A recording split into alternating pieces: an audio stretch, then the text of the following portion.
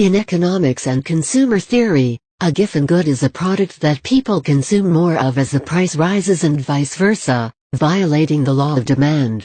For any good, as the price of the good rises, the substitution effect makes consumers purchase less of it, and more of substitute goods. For most goods, the income effect due to the effect of decline in available income due to more being spent on existing units of this good reinforces this decline in demand for the good.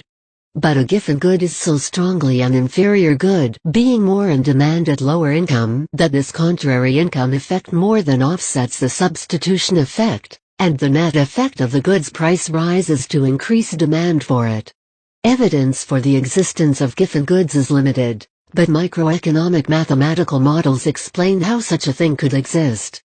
Giffen goods are named after Scottish economist Sir Robert Giffen, to whom Alfred Marshall attributed this idea in his book Principles of Economics. Giffen first proposed the paradox from his observations of the purchasing habits of the Victorian-era poor. It has been suggested by Etsusak Masuda and Peter Newman that Simon Gray described gray goods in his 1815 text entitled The Happiness of States, or an inquiry concerning population, the modes of subsisting and employing it, and the effects of all on human happiness. The chapter entitled A Rise in the Price of Bread Corn, beyond a certain pitch, tends to increase the consumption of it, contains a detailed account of what have come to be called giffen goods, and which might better be called gray goods. Evidence for the existence of giffen goods has generally been limited. A 2008 paper by Robert Jensen and Nolan Miller made the claim that rice and wheat/noodles are giffen goods in parts of China by tracking prices of goods. Another 2008 paper by the same authors experimentally demonstrated the existence of giffen goods among humans at the household level by directly subsidizing purchases of rice and wheat flour for extremely poor families.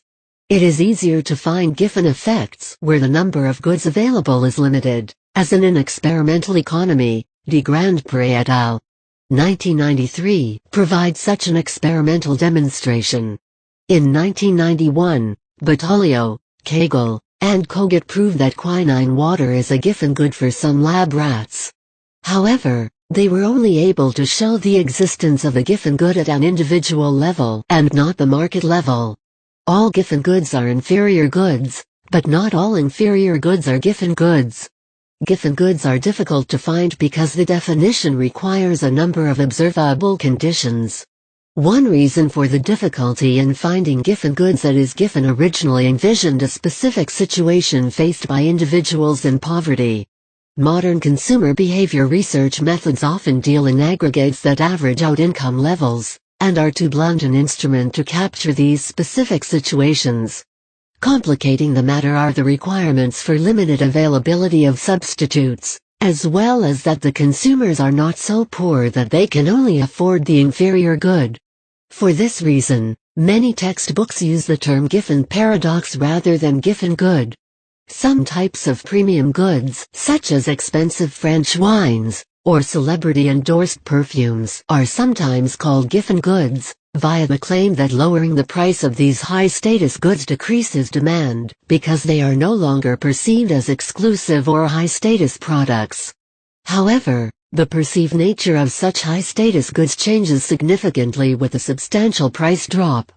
This disqualifies them from being considered giffen goods, because the giffen goods analysis assumes that only the consumer's income or the relative price level changes, not the nature of the good itself.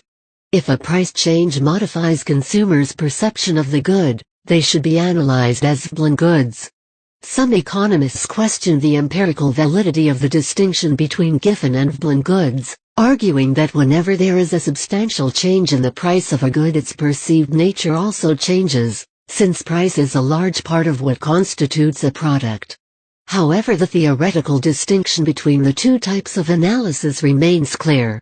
Which one should apply to any actual case is an empirical matter.